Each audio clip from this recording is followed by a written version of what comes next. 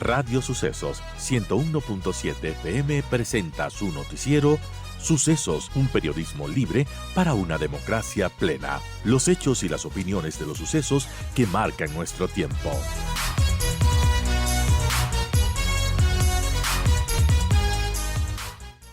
Importante topar el tema de la salud, que esto se esté debatiendo, que esto se esté analizando y que podamos dar un diagnóstico y también posibles soluciones. Ayer justamente se anunciaba la creación de este Comité Nacional de Salud Pública. De hecho, hoy tienen su primera reunión, será en el auditorio del Hospital Eugenio Espejo. Y bueno, básicamente lo más importante de estos cambios es modificar el mecanismo de la compra de medicamentos en medio de esta crisis que atraviesa el sistema de salud. Se va a cambiar radicalmente la forma en la que estos se están adquiriendo desde el año 2022. Y bueno, esto, claro, estará a cargo ahora del Ministerio de Salud. ¿Qué tan positivos son estas acciones que se están tomando? ¿Cómo ve esta crisis sanitaria que bueno, tiene muchos síntomas de una gran enfermedad y que además, para rematar, pues estamos aquejados por mafias corruptas que han hecho de lo suyo con el sistema de salud, lo han dejado en inanición y con ello, pues muchas personas que no tienen acceso a medicinas, que no tienen acceso a atención de calidad? Bienvenido, doctor. Y bueno, ¿cuál es su diagnóstico y cómo ve los pasos que se están dando para de alguna manera salir de esta crisis? Bueno, Verónica, muchas gracias y muy buenos días a ti y a todos quienes nos escuchan y nos ven a través de Radio Sucesos. Realmente has hecho un barrido y una descripción muy clara y muy concisa de lo que muchos de los ecuatorianos sufren hoy, pero que no solo sufren hoy, que vienen sufriendo ya décadas. Y esto es algo muy importante Así que es. destacar. Es importante destacar que esto tiene que salir de un ámbito político, tiene que salir de una agenda gubernamental, tiene que ser un tema transversal. Y vemos pues cómo justamente el tema de esta crisis realmente del Sistema Nacional de Salud es un tema de una crisis que ha venido dándose durante años. Y haciendo una analogía y lo venía analizando mientras llegaba acá, es como manejar un paciente cirrótico, un paciente enfermo del hígado, por ejemplo. Un paciente enfermo del hígado, el cual evidentemente tiene un problema de base de mucho Claro. tiempo, de larga data, pero que tiene ciertas recaídas, pero eso no quiere decir que este paciente haya salido de su crisis. Es decir, el sistema de salud no ha salido de su crisis durante los últimos 10, 15, 20 años. Hoy por hoy, por supuesto, con la noticia de los 12 niños, del fallecimiento de estos 12 niños en el hospital universitario en la ciudad de Guayaquil, pero que son apenas 12 de los 624 que se han registrado Así es. hasta el día de hoy en este año.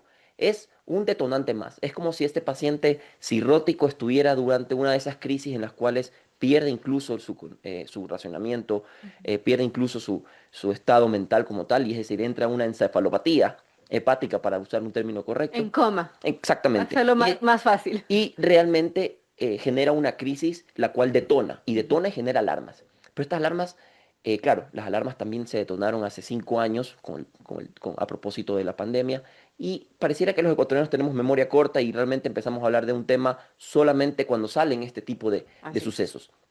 Pero es un tema de sucesos que han venido ocurriendo, como te digo, durante años. En el 2011 en el hospital de Loja, en el 2024 también en el hospital de Sucumbíos fallecieron 8 niños, de los cuales se había investigado que son 38 en los últimos 7 años. Y ahí sí quisiera hacer un hincapié antes de ir a las soluciones que son muy importantes, y creo yo que el decreto 108, bueno, en parte es Ujú. una alternativa para empezar a encontrar esta solución, esperemos ojalá de la raíz, no solamente por una estabilidad política, sino por el bienestar Así de es. los ecuatorianos.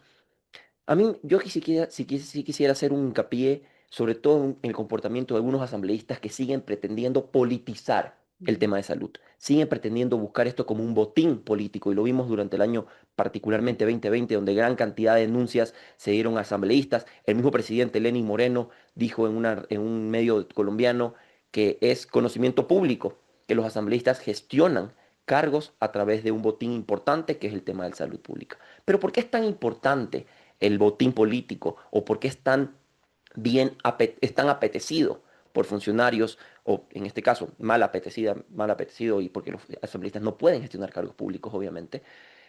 Porque evidentemente tiene una autonomía administrativa, una autonomía de gestión y una autonomía de compras. Existen en el Ecuador, hasta, bueno, antes del decreto, 9 zonas, Ujú. 140 distritos y más de 60 hospitales, los cuales tienen autonomía presupuestaria y de gestión. ¿Qué quiere decir eso? que existen más de 200 unidades de compras individualizadas, desconcentradas, en las cuales cada una maneja sus procesos, cada una tiene debajo de cada dirección zonal, distrital u hospitalaria, que tiene autonomía presupuestaria y administrativa, una unidad de compras.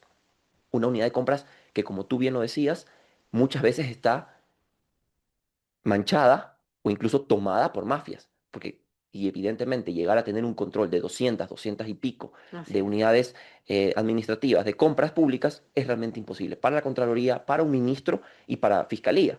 Entonces, yo aplaudo dentro del decreto, para empezar un poco al tema de las soluciones, que se haya decidido, tomado la iniciativa, y finalmente creo un tema muy pragmático y que va a romper tal vez este esquema de distribución o desconcentración de adquisiciones de medicamentos e insumos médicos a que sea central.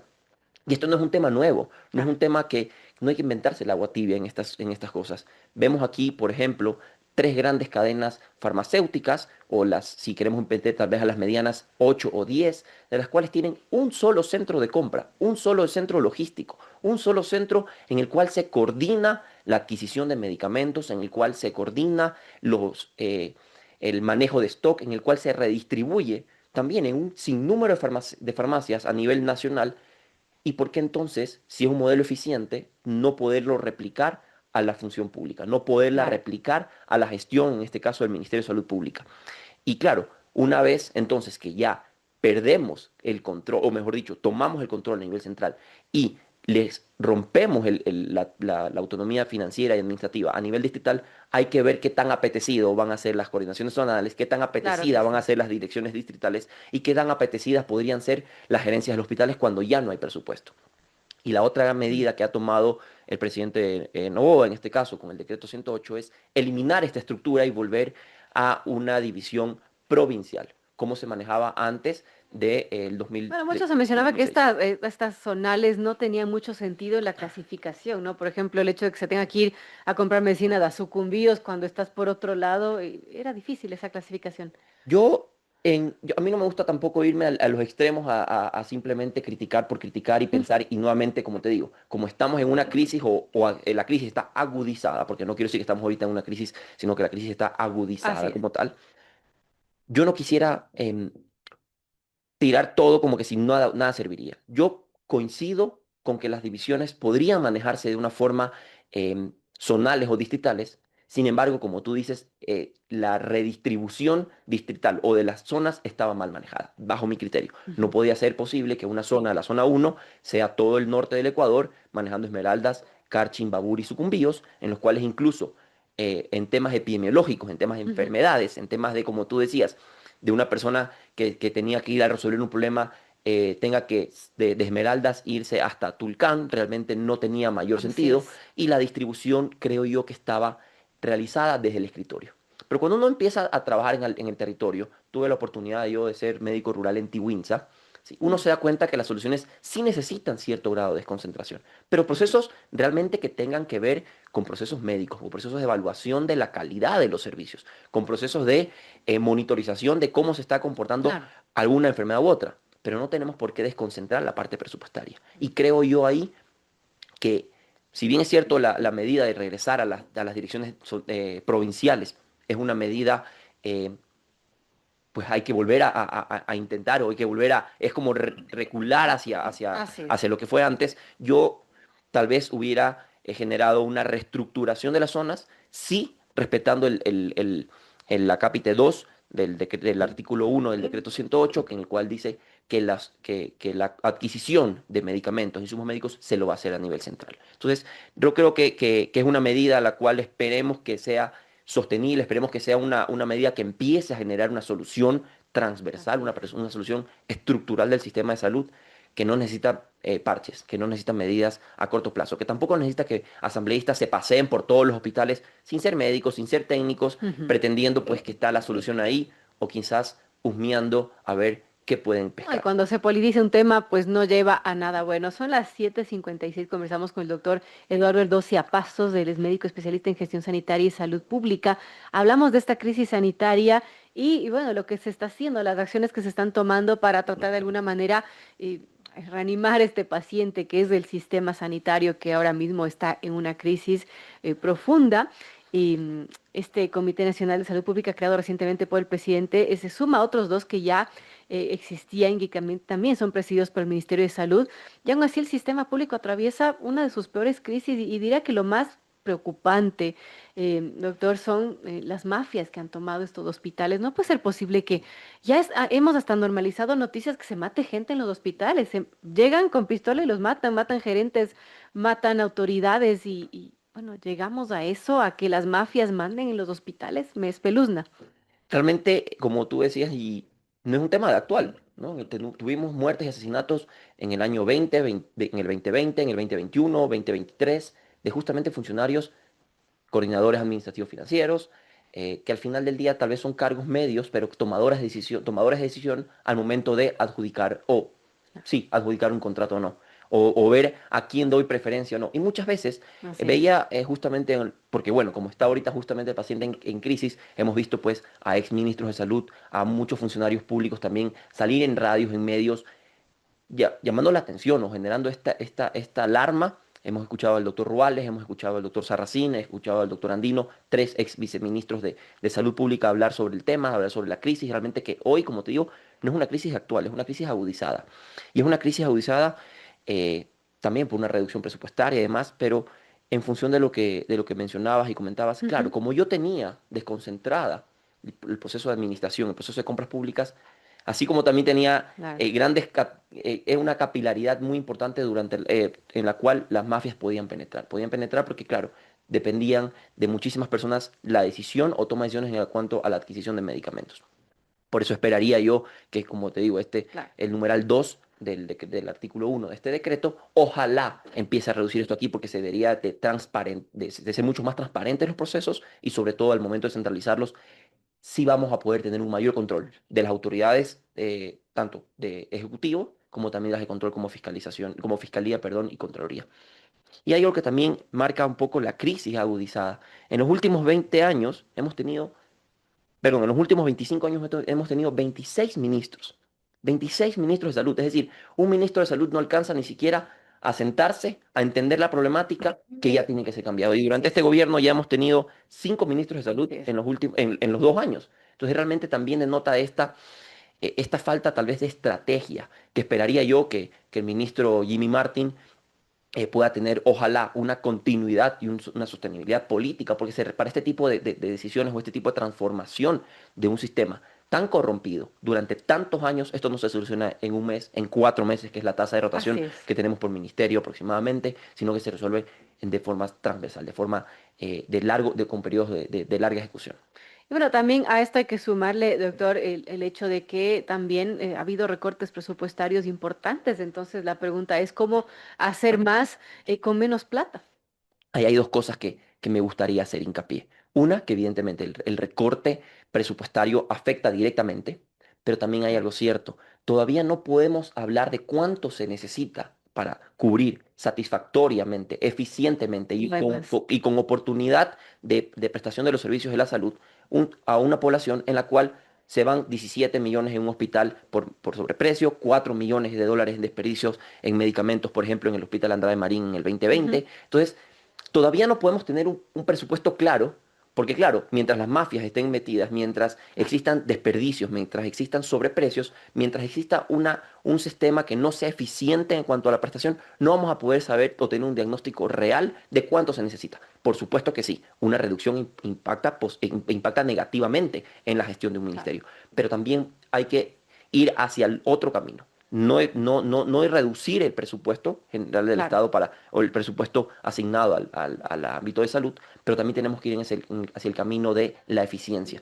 No puede ser que un paciente, que un paciente que vive por ejemplo, en Lago Agrio, se haga un examen de sangre en Lago Agrio, resulta que ese examen de sangre no, o el sistema que utiliza el Hospital del Lago Agrio no es compatible con el Hospital Eugenio Espejo, Mm. y cuando viene el Eugenio Espejo derivado tiene que repetirse toda la batería de Así es. exámenes. Entonces existe ahí una duplicidad, existe ahí un desperdicio, hay una pérdida en cuanto a la eficiencia, hay una pérdida en cuanto a la transmisión de información, hay Por una supuesto. pérdida en cuanto a la dosificación de medicamentos. Entonces, todavía no, el Ecuador no tiene claro, o el Estado no tiene claro cuánto realmente se necesita para poder manejar de forma eficiente el sistema de salud pública. No, Entonces, después de este recorte de 1.300 millones, que es más o menos lo que se ha recortado el presupuesto de la salud, habría que empezar por lo primero, que es haciendo un diagnóstico exhaustivo de cómo está, de cuánto se necesita y lo que se necesita. por supuesto, y mientras no salgan las mafias, mientras no seamos eficientes en cuanto a Claro. la trazabilidad de medicamentos,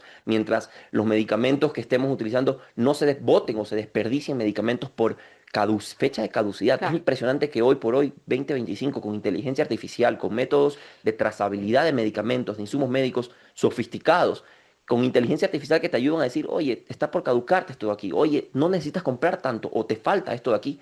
Hoy por hoy todavía tengamos desperdicios millonarios en hospitales, desperdicios millonarios en medicamentos que se botan a la basura. Entonces, realmente yo sí quisiera hacer un planteamiento aquí y es, yo me pregunto qué hospital público, qué hospital privado, qué clínica privada, qué clínica de una manejada por una fundación se da el lujo que se da, en este caso, el sistema de salud pública, de desperdiciar y de botar medicamentos, de desperdiciar y botar atenciones, de tener un sistema congestionado. Y hay un planteamiento que tal vez también puede ser disruptivo. ¿Y qué pasa si empezamos a concesionar la prestación de los sistemas, la prestación de los servicios de salud? Que eso no quiere decir privatizar. Ojo, la gratuidad Sí. hacia el usuario, hacia el ecuatoriano, tiene que garantizarse. Pero ¿hasta cuándo vamos a seguir tratando de buscar medidas parches? ¿Hasta cuándo vamos a Claro. tratar de jugar con la vida? En este caso son 12 niños, o bueno, 624 todo Así de es. lo que va del año. Pero también, esto claro, nos alarma porque son estos neonatos, pero adultos mayores, pacientes que se mueren en quirófano, pacientes que entran a Pacientes terapia que nunca intensiva, les atienden y se mueren. por supuesto que sí, cirugías que tienen que ser reprogramadas y que lamentablemente cuando le dan el turno el paciente Ya está a 3 metros falleció. bajo tierra, o sea, y hay que decir las cosas como son. Es Entonces, muy triste realmente. los indicadores de salud en el Ecuador están rojos, vienen rojos. Hoy se ha agudizado este paciente, está en coma, como tú lo mencionas.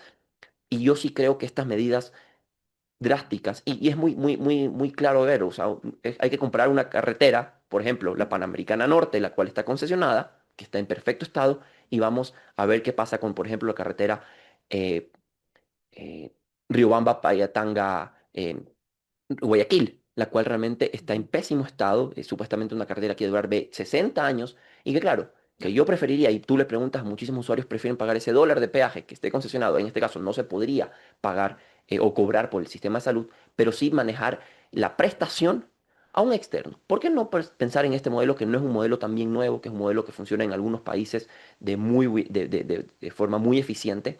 Y ahí entonces el ministerio empieza tal vez, o las autoridades ministeriales empiezan a tener su función correcta, que es auditar, fiscalizar, establecer planes de estrategias a largo Claro. plazo que generen cambios y que generen mejoras y también, pues por supuesto, ser un veedor en cuanto a la prestación de los servicios que te están dando. Pero en este momento somos juez y parte.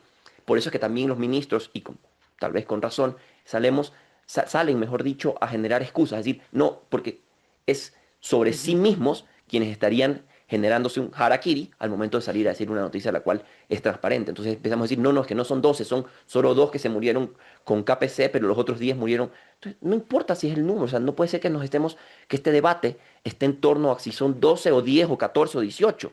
Entonces, realmente el debate tiene que estar en función de reestructurar, de generar soluciones transversales y soluciones de raíz que marquen un cambio y un Se podría cambio de concesionar, por dirección. ejemplo, la compra, los servicios de salud, ¿qué es lo que se tendría que concesionar o se podría para ponerlo en el debate? Existen varias alternativas y son mecanismos de concesión en las cuales tienes distintos tipos de mecanismos de concesión al menos en el ámbito hospitalario, bata Ujú. gris, bata blanca y bata verde. Unos de ellos concesionan únicamente el tema de mantenimiento de los hospitales, el otro tiene que ver con la prestación de los servicios. Eso entiendo que estaba, ¿no? Se contrataba servicios de alimentación, de mantenimiento, lamentablemente no se pagan y por eso Sí, llegamos a ese es otro de los déficits, situaciones que muchas críticas. veces este tipo de falta de pagos Ujú. no es por falta de recursos y vemos como a hoy, agosto del 2025, el presupuesto está devengado en el 12%. Entonces, ¿ahí qué pasa? Claro, si es que tal vez ganó Claro. el concurso público de la prestación de alimentación o de esterilización o de limpieza o de seguridad, alguien que yo no quería y está desconcentrado, me tiro abajo el proceso. Claro. Y entonces realmente es ahí cuando sí aplaudo esta decisión de poder centralizar las compras de medicamentos y que yo centralizaría incluso aún más el manejo de mantenimiento de equipamientos, mantenimiento de equipamientos sensibles como tomógrafos, torres laparoscópicas, manejo de quirófanos, tema de prestación de servicios de laboratorio. Y existe ya el máximo nivel de concesión, que es en el cual realmente tú das o concesionas a un hospital como si estuvieras concesionando una carretera, en la administración, en la gestión directa a un privado. ¿Y ahí qué sucede en cambio? Que no empiezas a pagar por prestaciones, no empiezas a asignar estos recursos casi que a ciegas a un hospital sin saber si es que realmente los recursos están manejados de forma eficiente. Y vemos en cambio ahí indicadores de baja ejecución presupuestaria a mitad de año y vemos cómo en noviembre, diciembre empiezan a generarse contrataciones a la loca para Claro. poder ejecutar el 100% de Y un para no presupuesto perder el presupuesto, que que no no tiene sabemos todavía sentido. si es que es eficiente o no es Así es. eficiente, si es que se ha manejado de forma adecuada o no. Entonces, sí, existen estas alternativas que son, ya te digo, no nos estamos nosotros inventando el agua tibia, que lo han manejado en España, que lo han manejado en Alemania, que lo manejan en Uruguay, y realmente es una alternativa a la cual yo lo veo saludable. Habría que ver, claro, con quiénes, porque a veces también los privados no son tan serios y eso es un problema. Pero es un análisis, un elemento importante para ponerlo en el debate. Yo quiero agradecerle al doctor Eduardo Erdocia Pasos, médico especialista en gestión sanitaria y salud pública. Gracias por estar con nosotros y analizando esta crisis del sistema sanitario, que como mencionamos no es algo nuevo, es algo que se arrastra lamentablemente y esto es solamente una recaída de este enfermo que es el sistema de salud. Verónica, Gracias. muchísimas gracias a ti y a todos quienes nos pudieron seguir a través de Radio Sucesos.